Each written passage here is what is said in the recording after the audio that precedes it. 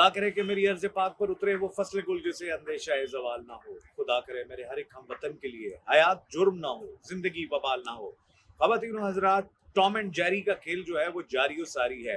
अगर आप social media उठाकर देखें, ट्विटर उठाएं, फेसबुक उठाएं, यूट्यूब उठाएं, आप देखेंगे कि आपको 50 तरह के मुख्तलिफ तज्जियात सिर्फ इस बात पर मिलेंगे कि कौन आर्मी चीफ लग रहा है।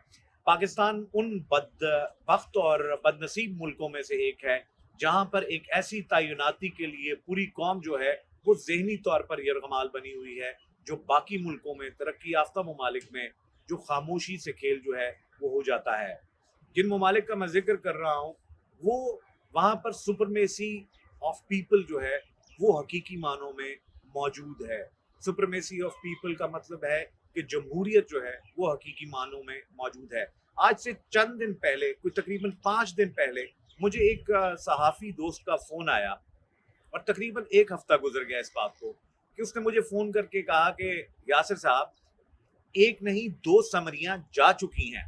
जब उन्होंने ये बात की तो मैंने उनको ये कहा कि ये बात बहुत मुज़क्का खेज़ है कि ऐसा हो नहीं सकता। लेकिन अब जब बिल्कुल 4 से 5 दिन बाकी रह गए हैं जनरल बाजवा की रिटायरमेंट को, और नई समरी की जो है वो मार्केट में दिन रात जो है वो इस पे बात हो रही है, तो रात गए मार्केट में 2 समरीज ही आई। पहले हुकूमत, पीडीएम की हुकूमत के वज़रा अलल ऐलान ये कहते रहे कि हमें अब तक समरी मौसूल नहीं हुई, जिसकी वजह से DGISPR को रात को 12:15 बजे जो है वो एक ट्वीट करके बताना पड़ा कि हमने समरी जो है वो फॉरवर्ड कर दी है। ख़वातीन व हज़रात, पाकिस्तान में सियासत का खेल जो है, ये जो चेस की बिसात बिछी हुई है, इस पर अजीब व गरीब मोहरे जो हैं वो वक्तन फ़वक्तन जो है वो चले जाते हैं। पाकिस्तान में सेक्रेटरी दिफा की पोजीशन जो है वो बहुत स्ट्रांग होती है, और आप ये देखें कि अब से कुछ महीने पहले किसको लगाया गया इस पोस्ट पे वो आप बखूबी जानते हैं।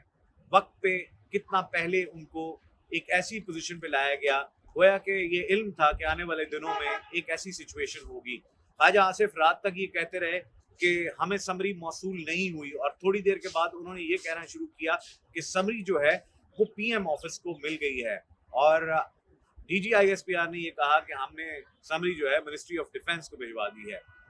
खैर, आर्मी चीफ के हवाले से भी बहुत ज़्यादा PDM और कहा यह जा रहा है कि आर्मी एस्टेब्लिशमेंट जो है उनके दरमियान जो है वो कोई तनाव है, जिसकी वजह से 2 समरीज जो हैं वो सामने आई हैं। ख़वातीन व हज़रात, पहली समरी, हम नामों का जिक्र करते हैं और फिर देखते हैं कि उनमें से कौन से नाम ऐसे हैं जो कि नॉन कॉन्ट्रोवर्शियल हैं। सबसे पहले आसिम मुनीर, हाफिज आसिम मुनीर सीनियरिटी वाइज सबसे पहले नंबर पर हैं।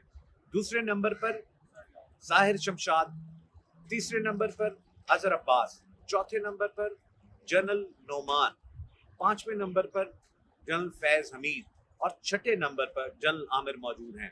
ख़वातीन व हज़रात, आसिम मुनीर के हवाले से बहुत सारी, आने से पहले ही बहुत सारी चमागोइयाँ शुरू हो गई। मरियम नवाज ने जब से उनका जिक्र शुरू किया तो उनका लिस्ट और फिर उनकी डेट ऑफ रिटायरमेंट इटसेल्फ जो है वो जनरल बाजवा से 2 दिन पहले की है, तो क्वेश्चन मार्क्स जो हैं वो ऑलरेडी खड़े कर दिए गए। उसके बाद जनरल आमिर, जो कि पाकिस्तान पीपल्स पार्टी के बहुत मनपसंद जो है वो जनरल हैं, क्योंकि जनरल आसिफ जरदारी के साथ वो मौजूद रहे एज मिलिट्री सेक्रेटरी।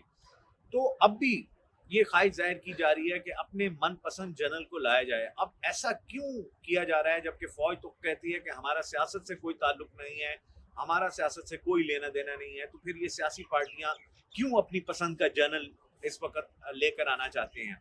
जो नंबर 2 से लेकर नंबर 4 तक, चलें जनरल फैज हमीद के मुतालिक ये कहा जा रहा है कि अगर इमरान खान यहाँ पे रहे तो वो जनरल फैज हमीद को लगा देंगे। यही वजह है कि बहुत सारे लोग कहते हैं कि इमरान खान को जो है वो रजीम चेंज ऑपरेशन भी शायद इसीलिए हुआ कि ताकि इमरान खान जो है वो अपनी पसंद के जनरल ना लेके आ सकें, अपनी पसंद का आर्मी चीफ ना लेकर आ सकें।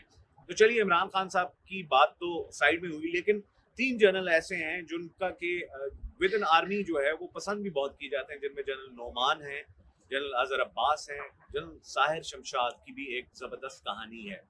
अब इन तीनों के नामों के अलावा कुछ एक्स्ट्रा नाम, यानी 6 छठे नंबर तक जनरल का नाम आया, जिसमें आखिरी नाम जो है वो जनरल आमिर का है।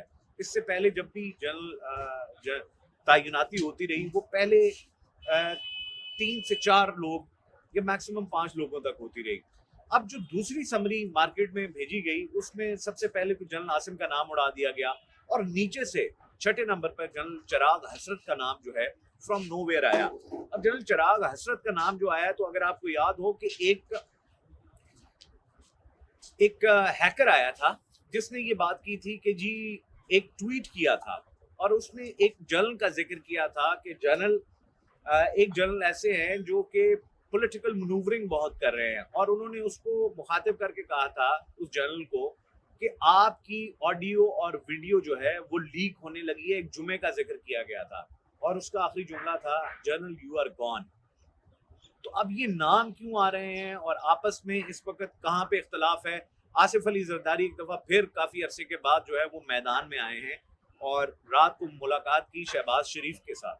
خواتین و حضرات جس وقت یہ آپریشن رجیم چینج ہوا اور عمران خان تو کہتے ہیں کہ سائفر آیا یعنی امریکہ سے یہ کھیل سارا شروع ہوا, ان کے کہنے پہ یہاں پہ جو ہے وہ رجیم چینج کیا گیا تو اس کے بینیفیشریز 2 تھے, Peoples Party P M L N R O 2 جو ہے اور اس کے علاوہ باقی دیگر جو ہے وہ مورے جو تھے جن کو این آر او ملا.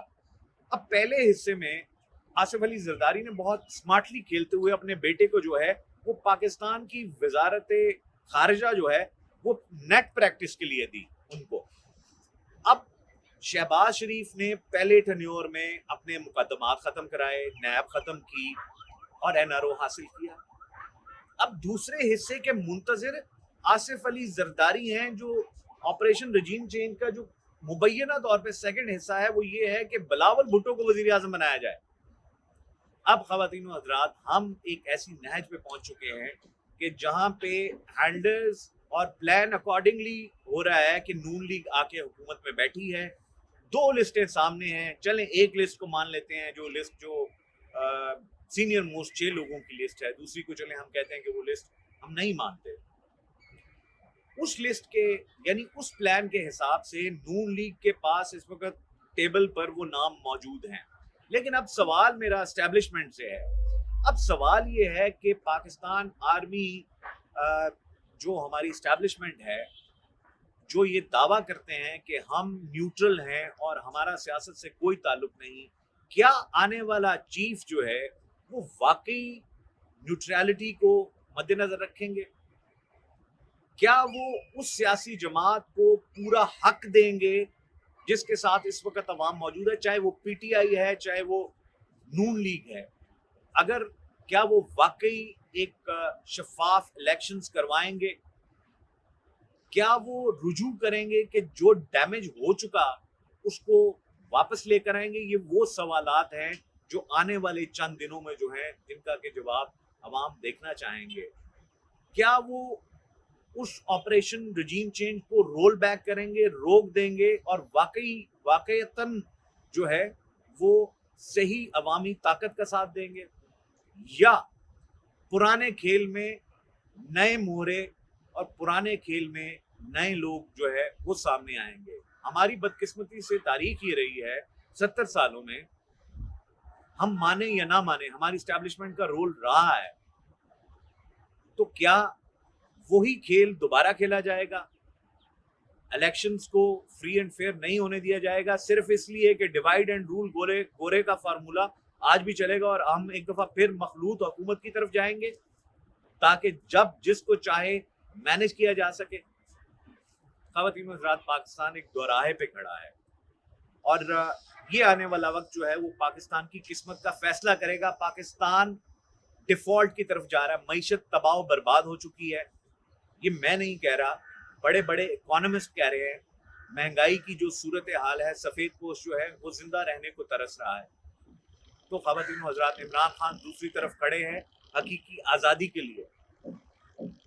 انفارچونیٹلی ہم ایک ایسی سچویشن میں کھڑے ہیں جہاں پہ ہمارے آرمی چیف کی تقرری جو ہے وہ پاکستان کے الیکشن سے ایک بڑا مارکا بن گئی ہے. ہم دعا کرتے ہیں کہ آنے والے دن جو ہے وہ پاکستان کے لیے اچھے ثابت ہوں, جو پاکستان کو ان مشکلات سے ایک عام پاکستانی کی زندگی کے لیے بہتر ثابت ہوں. اس دعا کے ساتھ انشاءاللہ پھر آپ کی خدمت میں حاضر ہوں گے. تب تک کے لیے اجازت دیجیے. اللہ حافظ.